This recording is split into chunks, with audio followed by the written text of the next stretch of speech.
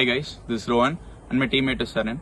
We are accomplishing a UG course in Christ Church Lavasa campus, and in this video we'll be understanding the supply chain flow of a cafe in our campus, and we'll be understanding the problems faced by them in the same.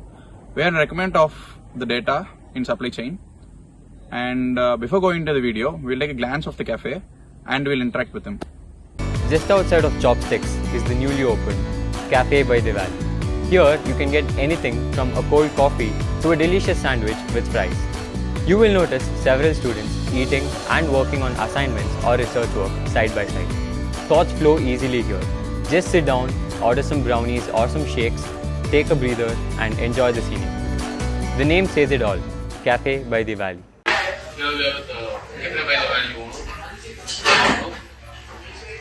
Hi sir. Thank you for giving us this opportunity. Can you please give me a intro of yourself? If you know what you do and what you are doing. Okay. My name is Montek Singh. I'm the owner of this cafe at Christ University Central Block. It's called Cafe by the Valley. So we as a family, we are in this industry since the last 25 years. We have another resort in Lavasa by the name of Ekanta Retreat. And we started this cafe in March of 2022. Thank you, sir. And now let's start with the questions. What affects your supply chain now and in future?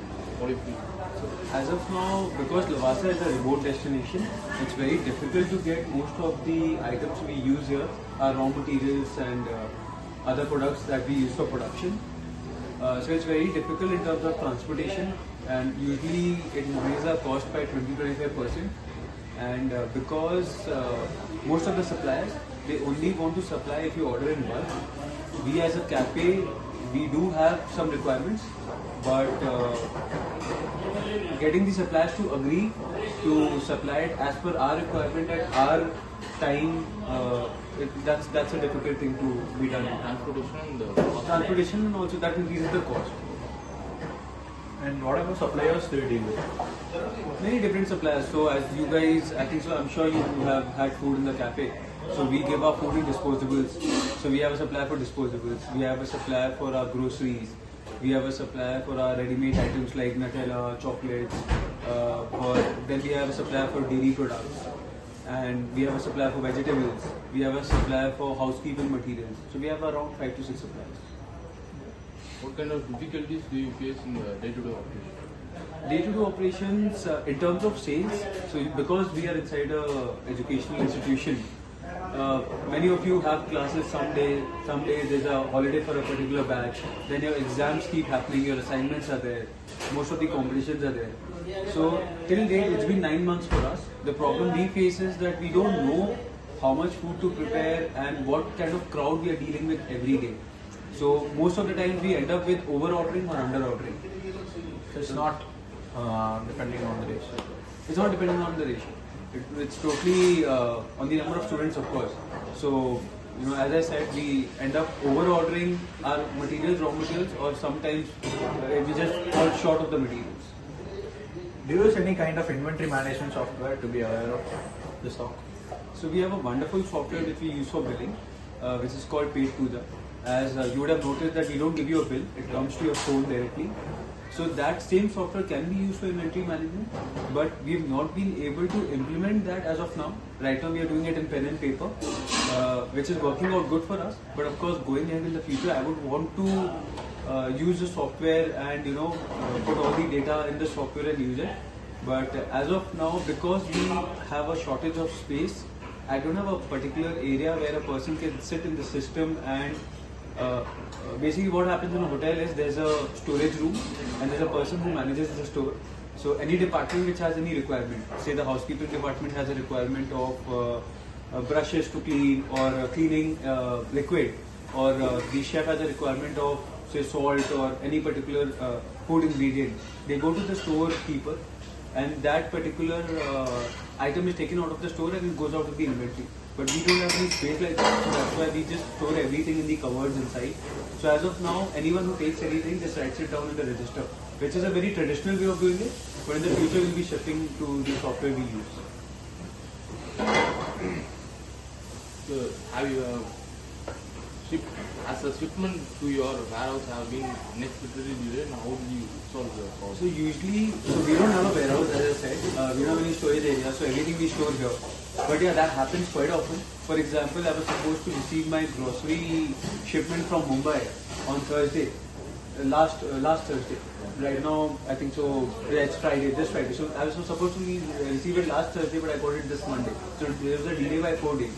So what impacts that is that even though my material was over, I had to purchase it from the local market, which again increased my cost by 15 to 20%.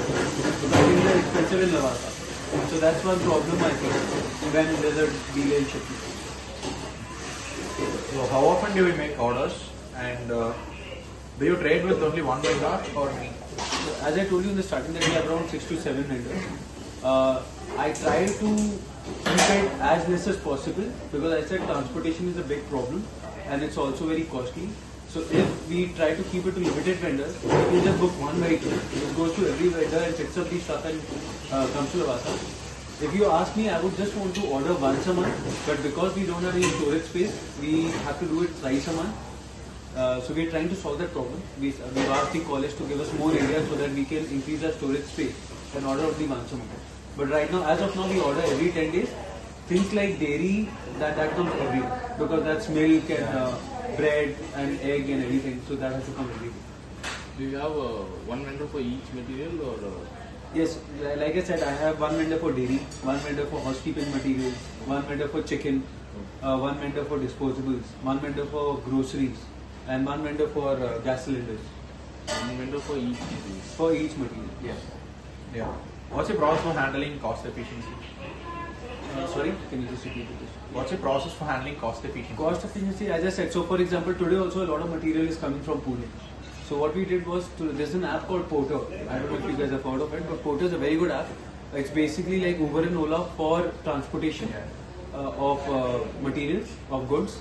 So we book a porter and I try to basically get all the items picked up from all the vendors at once. So that doesn't come separately because one time there's a cost of 3,000 rupees to get materials from Pune to Lavasa. So in this way, even if I have to pay 500 rupees more, the porter goes to every distributor of mine and gets the product together. Or I ask all the other vendors to send all the products to one particular vendor and it gets picked up from there. So, and also I try to purchase it in bulk. So anything you purchase in bulk, you get a discount. So we do that.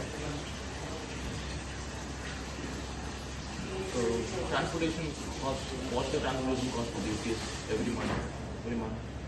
As I said, we order thrice a month. So overall transportation comes up to around 15 to 20,000. From your experience, how would you find a new supply chain if the current chain doesn't want your business to do good? I've not faced that problem yet because see most of the people don't want to supply in Lavasa and the people who are already doing it since many years, they have a monopoly. So for example, if you get a packet of milk for 48 rupees in Pune, the vendor is selling it for 53 in Lavasa and he has a monopoly. And when people have a monopoly, they try that other vendors are not allowed to enter that market. So that situation prevails in Lavasa. It's not there everywhere. But if in the future, if I face any issues, any such issues, I think so I'll have to go to the market and try to find new vendors. And I'm sure there will be challenges because current vendors, as they've been working with us since a very long time, they give us a credit of 1 month, which solves our, helps us to manage our financials in a better way. But if there's a new vendor, again we'll have to do the prepayment, and that disturbs your whole working capital process. So yeah, that's about it. I think so we'll have to travel and do a survey and find a new vendor. What has been the most challenging moment in your supply chain at the beginning? How did you resolve in the beginning? Again, see, it is very difficult when you start a new business. Asking the suppliers to trust that you'll be making the payments on time. So what we did was, even though we were given, that's what I did personally to make relations with the vendors because I know Lavasa is a remote destination and it was going to be a challenge. I was aware about it. So I made my payments every weekly. So every vendor who had even given me a credit for a month, I made sure that the payment goes every week. So they gained that trust in the initial months, and then like till date, touchwood, I've not faced any problem. But in the start, as you say, because disposables was again very new for me. Pune doesn't have a very big market for disposables. We had to contact vendors from Pan India. We had to find a company from UP. Currently, we used a disposable. The brand is called Chuck, and the disposables are made from sugarcane pulp, which is entirely environment friendly. So it was very difficult to find that vendor is from UP, Uttar Pradesh, and then we had to find a distributor in Mumbai, and we had to source it. So like that, we had to find all the vendors were there. Earlier we used to purchase our gas cylinders from Indian Oil, Indian, but now we do it from Bharat Gas. So you have to do that kind of comparison. So that was a challenge in the starting, because when we started, of course, our costing was very high, and it has come down from the initial stages. It has come down by 15 to 20%. But as you go more deeper into it, and there's a lot of research, you do a survey, it gets better. So that was a challenge we faced. Thank you so much. Thank you. According to Montek Singh, the major issue that they're facing is remote area, transportation, cost, supplies monopoly over Lavasa, quantity of food to produce, and storage issue. Remote area. Remote area is an unsolvable solution. The cafe's capital directly or indirectly depends upon the college and the students. The one thing that Montek Singh could do is he could relocate his cafe to Pune, so leaving behind his profits in college. Transportation, storage issue and the cost are interrelated problems. Storage, he does not have enough storage space that brings him to order monthly. The monthly transportation cost about 15,000. The suggestion that we could do is he must get a space from the management, or he could get a rental place for himself, or he could create an association among the common people, the general store owners, restaurant owners. This could bring one transportation cost and helps everybody in cost reduction. Yes, as we interacted with Mr. Montek Singh, he said that the quantity of the food differs every day as the time slots between the students and the department differs. So the cafe could go to the college and get the time slots, so that this could help them in wastage management. And all these could reflect in cost reduction. And the next thing is there are only limited suppliers in the market, so they already have their own monopoly in the market. And as the suppliers know the demand in the market, they already increase the prices and when comparatively to the normal market. And the major problem in Lavasa is the failure of the city. And if the government retakes the project, we could see another Italy in India in names of Lavasa. By the end of this video, we must thank Montek Singh for his precious time that he has spent with us and answered all the queries. At this point, I must thank Dr. Abhijit Bilari for giving this opportunity for us to learn the practical business knowledge. We have come to understand the supply chain flow in a cafe and the problems that they are facing. Every business faces a lot of problems, but they still succeed. And thank you.